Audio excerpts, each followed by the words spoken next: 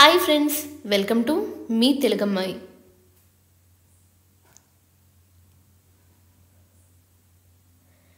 పెళ్ళి అనేది మనకి నచ్చినప్పుడు చేసుకోవాలి, అంతేకాని ఎవరో చెప్పారు అని మాత్రం బలవంతంగా చేసుకోకండి. నువ్వు చేసే చిన్న పని వల్ల నీ భార్య ఆనందపడుతుంది అంటే తప్పకుండా చెయ్యి. అది నీకు కొంచెం ఇబ్బందిగా అనిపించినా సరే. నీ భార్య నిన్ను నిజంగా ప్రేమిస్తే నీ నుంచి కోరుకునేది కాస్ట్లీ గిఫ్ట్లు, డబ్బులు కాదు, నీ దగ్గర నుంచి కొంచెం టైం మాత్రమే. భార్య అయినా భర్త అయినా ఈ ఒక్క విషయం ఎప్పుడు గుర్తుపెట్టుకోవాలి. గాయపడిన మనసు ఒక మనిషిని ఎంత దూరమైనా తీసుకెళ్తుంది. ఆడవాళ్ళని అర్థం చేసుకున్నవాడు ఇంకా ఈ ప్రపంచంలో దేన్ని అయినా అర్థం చేసుకుంటాడు, దేన్ని అయినా సాధిస్తాడు. మనిషికి మనం ఇచ్చే టైం బట్టి మనం వాళ్ళకి ఎంత విలువ ఇస్తున్నామో అర్థమవుతుంది.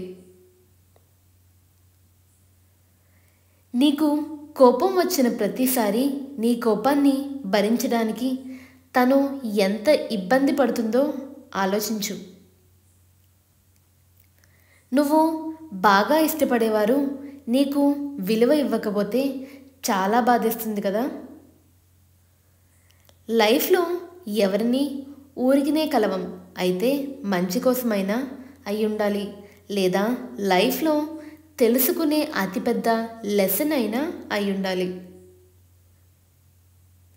తను నీకోసం అన్నీ వదులుకుని వచ్చినప్పుడు నువ్వు తన కోసం కేవలం నీ కోపాన్ని వదులుకోలేవా?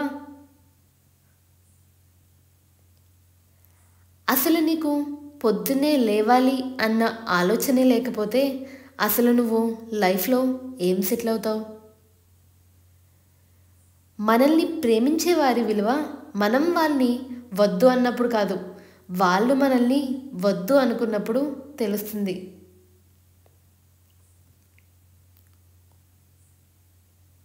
గొడవ అవ్వగానే వదిలేయాలి అనుకుంటే అది ప్రేమ ఎలా అవుతుంది? అసలు గొడవ అయ్యింది కూడా ప్రేమ వల్లే అని ఎందుకు ఆలోచించట్లేదు? నిజంగా ప్రేమించే అమ్మాయికి పెద్ద పెద్ద కోరికలు ఏముండవు, నీతో టైం స్పెండ్ చేయాలి అని తప్ప. ప్రేమించే అమ్మాయిని ఏదైనా అనే ముందు చాలా ఆలోచించి అనండి.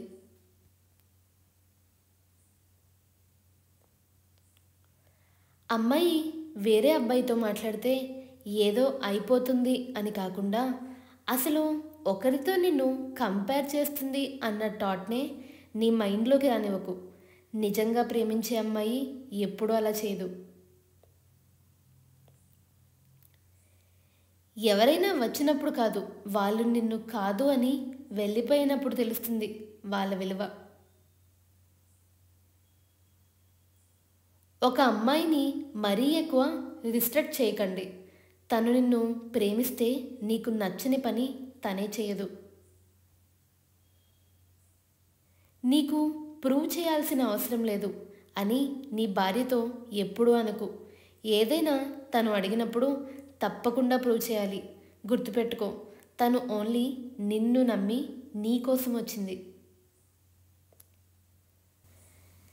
తేనెతిగ మకరందాన్ని గ్రహించేటప్పుడు ఎంతలా ఆస్వాదిస్తూ గ్రహిస్తుందో, నీవు చేసే పనిని కూడా ఆ విధంగా ఆస్వాదిస్తూ చేస్తే తప్పకుండా మంచి విజయం వస్తుంది. ఎవరెంత చనువు ఇచ్చినప్పటికీ నీ హద్దుల్లోనే నువ్వు ఉండాలి. ఎందుకంటే కెరటాలు తీరాన్ని తాకితే వినోదం, దాటితే విధ్వంసం. ఎదుటి వాళ్ళు ఇచ్చే గౌరవం నీ గొప్పతనంగా భావించకూడదు, అది ఇచ్చేవాళ్ళ వినయం అంతే.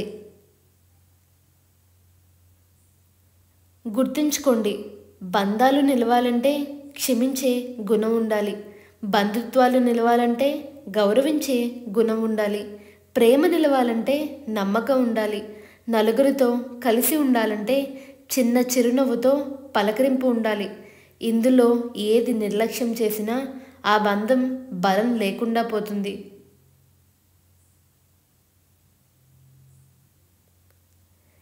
నీవు ఇతరులతో మాట్లాడేటప్పుడు ప్రేమతో మాట్లాడు, తక్కువగా మాట్లాడు, మంచి మాట్లాడు, తెలివిగా మాట్లాడు, నవ్వుతూ మాట్లాడు, ఆలోచించి మాట్లాడు, మనసు విప్పి మాట్లాడు, ఉన్నది ఉన్నట్టు మాట్లాడు, అర్థం చేసుకుని మాట్లాడు, పూర్తిగా విని తర్వాత మాట్లాడు, మనసు నొప్పించకుండా మాట్లాడు.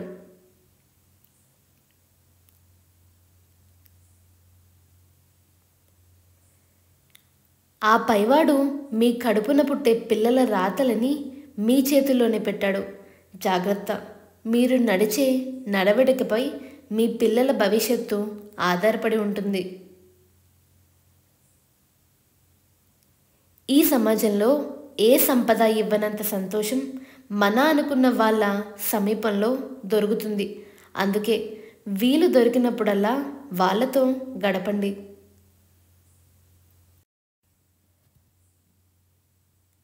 మీరు నిదానంగా ఉంటే బీసీ కాలం నాటివాడివని, ఫాస్ట్గా ఉంటే మరీ స్పీడ్ అని, ఆత్మవిశ్వాసం ప్రదర్శిస్తే అహంకారమని, బాధపడితే పిరికివాడివని, జాగ్రత్తగా ఉంటే పిసినారివని, ఖర్చు పెడితే ఆడంబరమని, అనుమానిస్తే ఎవరిని నమ్మడని, నమ్మితే అమాయకుడవని, మంచిగా ఉంటే చేతగాని వాడివని, ఆవేదనతో అరిస్తే పొగరని, ఇలా పెక్కు సందర్భాల్లో అబార్థం చేసుకునేవారే ఎక్కువ.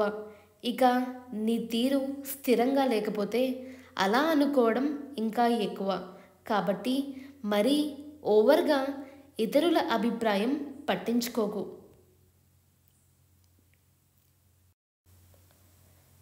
ధనం మీద ఆశ పెరిగే కొద్దీ ఆరోగ్యం, బంధాలు, ప్రేమ, ఆప్యాయతలు అన్నీ దూరమవుతాయి.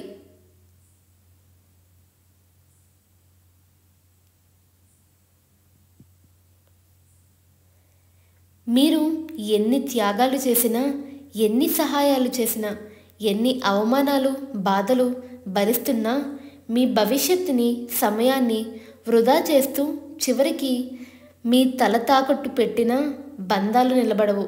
సహనం, నమ్మకం, మౌనం ఈ మూడే బంధాన్ని, అనుబంధాన్ని నిలబెట్టేవి. మట్టిని కలిపితే ఇటుకగా మారుతుంది, ఇటుకల్ని కలిస్తే గోడలా మారుతుంది, గోడలన్నీ కలిస్తే భవనంలా మారుతుంది.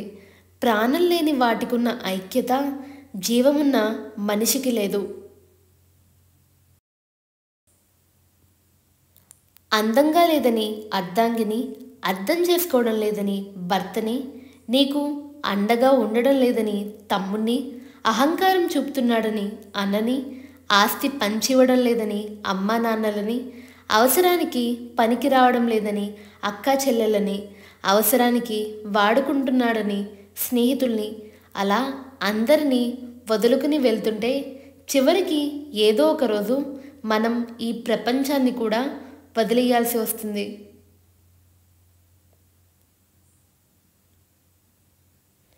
సంవత్సరాల తరబడి నీళ్లలోనే ఉన్నప్పటికీ రాయి మెత్తబడదు.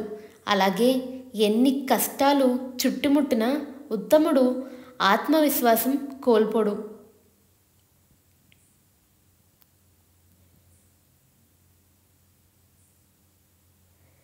దెబ్బలు తిన్న రాయి అందమైన విగ్రహంగా మారుతుంది. కానీ దెబ్బలు కొట్టిన సుత్తి మాత్రం ఎప్పటికీ సుత్తిలాగానే ఉంటుంది. అలాగే ఎదురు దెబ్బలు తిన్నవాడు, నొప్పి విలువ తెలుసుకున్నవాడు మహనీయుడు అవుతాడు. ఇతరులను ఇబ్బంది పెట్టేవాడు ఎప్పటికీ ఉన్న చోటనే ఉంటాడు.